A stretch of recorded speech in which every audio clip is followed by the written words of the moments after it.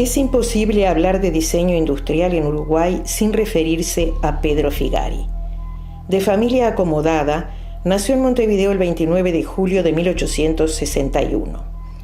Estudió pintura con el maestro italiano Goffredo Somavilla. En 1885 obtuvo el título de abogado. Viajó a Europa y a su regreso desarrolló una inmensa actividad privada y pública. En 1896 y 1899 fue electo diputado. En esos mandatos presentó importantes proyectos de ley, incluyendo la creación de una escuela de bellas artes.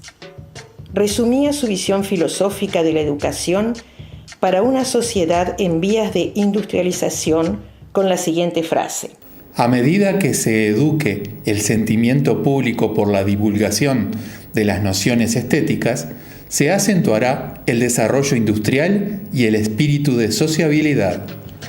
En 1910, como miembro del Consejo de la Escuela Nacional de Artes y Oficios, Figari presentaba su proyecto de reorganización en la educación, donde subrayaba la importancia de la enseñanza de la ciencia y del arte, con miras a ser aplicadas en el mundo industrial, convencido como era que el arte no es solamente la gran pintura y la estatuaria. En 1915, Pedro Figari es nombrado director de la Escuela de Artes y Oficios.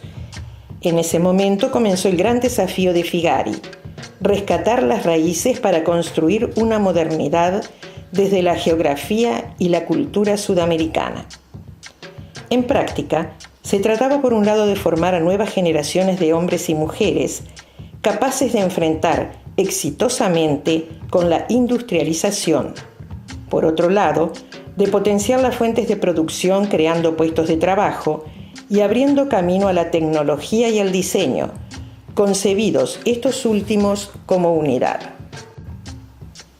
En Figari, la idea de elaborar objetos funcionales, económicos y autóctonos, donde la investigación, la utilización de materias primas nacionales, el atento análisis de su entorno y la inserción de las mujeres constituían una filosofía de país y una nueva propuesta educativa. Una gran fuente de inspiración fue el análisis del mundo animal y vegetal uruguayo, que dio origen a creaciones propias, fruto de una continua investigación y de una original búsqueda de síntesis formal.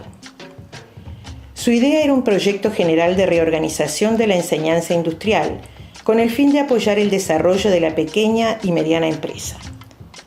Figari fue un americano integral, como lo define el profesor Luis Víctor Anastasia, y un hombre determinado en sus ideales, que defendió con vehemencia, dirigiéndose a los gobernantes uruguayos con palabras de un realismo contundente. O nos industrializamos o nos industrializan. Nuestra industrialización no solo debe ser eficaz, sino que digna. Propongo, pues, que este país asuma la iniciativa de tan bella empresa continental, invitando a todos los pueblos hermanos de la región a organizarse con el propósito indicado y adoptando todas las medidas para llevarla a buen término. En realidad, lo que Figari pretendía a través de la educación era dotar al individuo de una formación integral que le permitiera ser protagonista de su propia transformación a través de una nueva filosofía. Una educación investigadora constantemente actualizada y no inmóvil. Concibió una enseñanza teórico-práctica en la que artesanía e industria convivían en un continuo intercambio. En 1916 se presenta en Montevideo una exposición denominada Arte Regional, con trabajos realizados en los mismos talleres de la escuela dirigida por Figari. La revista Arquitectura del mismo año exaltó la originalidad de los objetos y muebles de uso familiar y doméstico. Se alababa el magisterio de Figari y se subrayaba cómo, en tan poco tiempo, había logrado borrar las experiencias anteriores, reflejo de un trabajo estéril, sin imaginación y simple copia de estilos importados. Lamentablemente, el esfuerzo y la labor de Figari llegaron en un ambiente anclado al pasado y en muchos casos hostil. Su gran proyecto fue frustrado por una sociedad que lo decepcionó profundamente y lo llevó a alejarse. Sin embargo, su visión del diseño industrial como un instrumento indispensable para un cambio social profundo y para el desarrollo cultural e industrial de Uruguay quedó como su herencia más valiosa y vital. A esta herencia fundamental y en nombre de un rescate de la memoria histórica del país, apelaron los proyectos sucesivos.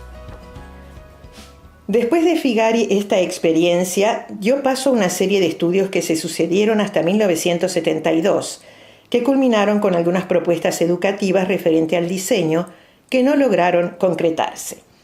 Una de las primeras fue la del profesor Casanova, seguida por otros proyectos bajo la curaduría de López Lomba.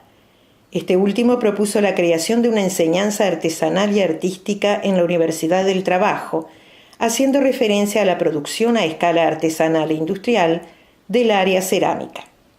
El proyecto en 1972 fue presentado por el profesor Luis Víctor Anastasia, director general de la Universidad del Trabajo, al entonces ministro de Educación y Cultura, doctor Julio María Sanguinetti. Después de una dictadura de más de una década terminada en 1985, el gobierno uruguayo, a través de su ministra de Educación y Cultura, doctora Adela Reta, se comunica con el Ministerio de Relaciones Exteriores italiano, solicitando un experto para realizar un estudio de factibilidad con el fin de crear el primer centro de diseño industrial del país.